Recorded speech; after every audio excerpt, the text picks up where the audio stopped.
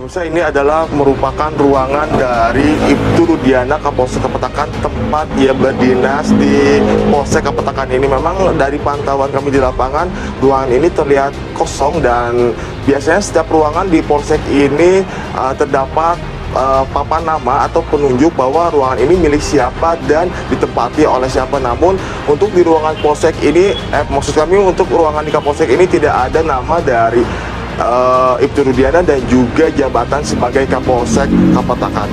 Nggak pernah kelihatan ya di kantornya juga? Nggak pernah. Oh, biasa kalau pagi ada upacara nggak sini Bu? Ada ya? Oh, jam 8. Bentar lagi ya biasanya? Tapi kalau malam biasanya ada. Oh, malam ada? Semenjak kejadian ini udah hilang aja. Semenjak kasus Vina ini muncul lagi tuh langsung hilang. Nggak pernah keluar. Dihubungin susah juga Pak. Iya dihubungin susah. Nggak pernah connect tuh. Oh. Ya sama keluarga juga kayak tertutup gitu ya. Ada kemungkinan ya itu masih ada yang ditutup-tutupin oleh Pak Rudiana. Kayak janggal aja gitu. Ya anehnya kan kita kan sama-sama korban. Tapi kok yang berasa kayak kehilang itu dari pihak keluarga kami aja. Ayah Eki Ibtu Rudiana menghilang. Ketua RT sebelum kasus Vina ramai sering kumpul dengan warga. Mungkin Pak Rudiana disipa. Keberadaan ayah dari Muhammad Rizky Rudiana atau Eki, Ibtu Rudiana, menjadi misteri. Ibtu Rudiana yang menjabat sebagai Kapolsek Kapetakan diduga terlibat dalam pengungkapan kasus pembunuhan Vina. Keberadaannya kini menjadi sorotan publik. Menurut pantauan berita1.com, saat mencoba mengunjungi Polsek Kapetakan, tempat Rudiana bertugas, ia tidak terlihat di kantor. Bahkan, papan nama dan jabatan sebagai Kapolsek telah dicopot dari ruangannya. Berita1.com juga mencoba mencari di salah satu rumahnya yang berada di Jalan Sitameng 7 nomor 87, RT 06 RW 07, Desa Sutawinangun, Kecamatan Kedaung, Kabupaten Cirebon, Jawa Barat. Kondisi rumahnya terlihat sepi dengan pagar besar berwarna coklat tertutup rapat. Hanya ada 2 unit sepeda motor berwarna merah dan putih yang terparkir di halaman rumah. Rudiana dikenal sebagai sosok yang baik oleh warga sekitar rumahnya. Ketua RT 06 Jumadi mengungkapkan Rudiana sering memberikan sumbangan jika ada acara di lingkungan sekitar. Kesehariannya baik, ke masjid juga rajin, kadang kalau ada acara suka ngasih sumbangan, ungkap Jumadi. Namun, sejak kasus pembunuhan Vina kembali ramai dibicarakan, Rudiana jarang terlihat dan sulit dihubungi. Sebelum kasus ini ramai, dia sering berkumpul dengan warga. Namun sejak kasus Vina muncul lagi, Rudiana menghilang dan sulit dihubungi. Tidak pernah kelihatan, kata Jumadi. Rudiana juga menjadi lebih tertutup, bahkan banyak orang yang mencarinya, termasuk wartawan. Sama warga juga jadi tertutup. Terus banyak yang nyari juga, dari mana-mana yang nyarinya. Dari wartawan ada juga yang nyari, tambahnya. Menghilangnya Ibtu Rudiana ayah Eki membuat keluarga Vina Cirebon heran. Bahkan keluarga mendiang Vina curiga ada yang ditutupi dari kasus pembunuhan Vina dan Eki tersebut. Sukaisi, ibunda mendiang Vina Cirebon, mengaku heran seolah-olah mereka sendiri yang merasa sebagai korban. Sikap Ibtu Rudiana menurutnya tak seperti orang tua korban pembunuhan. Ibtu Rudiana malah menghindar seolah menghilang. Ia pun merasa ada yang ditutup-tutupi dari kasus ini. Hal itu diungkapkan Sukaisi usai Ibtu Rudiana menghilang pasca putusan pra-peradilan PG Setiawan.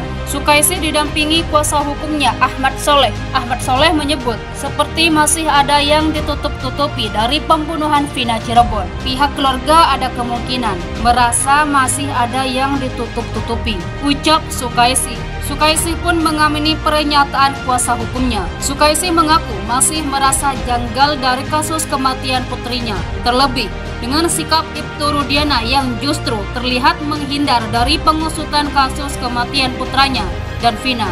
Padahal kata Sukaisi, dirinya dan Ibtu Rudiana sama-sama orang tua korban.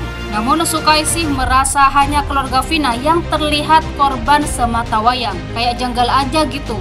Anehnya kita kan sama-sama korban, tapi kok yang berasa kehilangan dari pihak keluarga kami saja, ujarnya.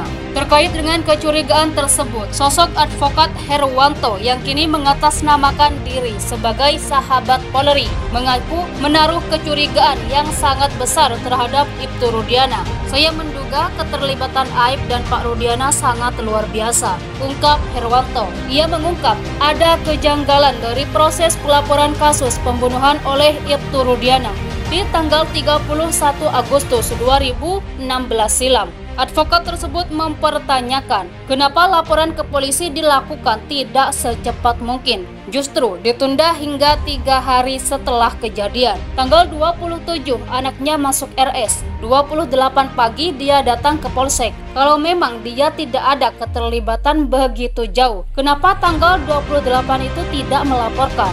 Laporkan aja di polisi, nanti keluar surat perintah penyidikan, kata Herwanto.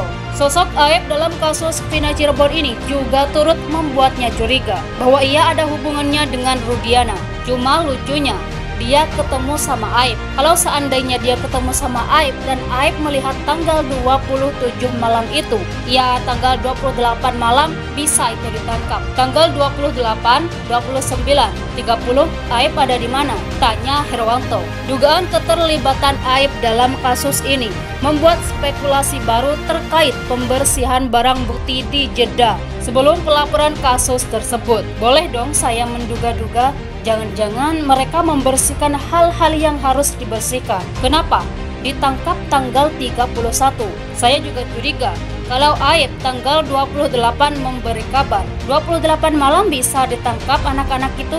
Jelasnya kita laporkan saja Pak Rudiana, tegas Herwanto. Menanggapi hal ini, Anton merasa malu dengan hasil kerja penyidik Polda Jabar telah menyaksikan sidang pra-peradilan yang menyatakan PG Setiawan bebas dari keterlibatannya di kasus Vina Cirebon. Ia menyadari bahwa ada kekeliruan penanganan kasus tersebut oleh penyidik. Anton, yang sempat menjadi pembina Gerak Masyarakat Bawah Indonesia tersebut, meminta agar bagian profesi dan pengamanan dan Inspektorat Pengawasan Umum Polri memeriksa ulang Ibtu Rudiana dan penyidik tahun 2016.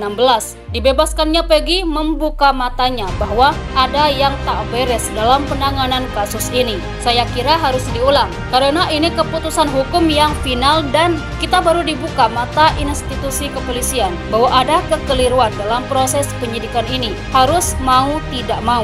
Jangan sampai terulang kembali. Ini pembelajaran pahit, kata ex-Kapolda Sulawesi Selatan. Ia meminta agar Polri mengadakan audit investigasi terhadap penyidikan yang lama di tahun 2016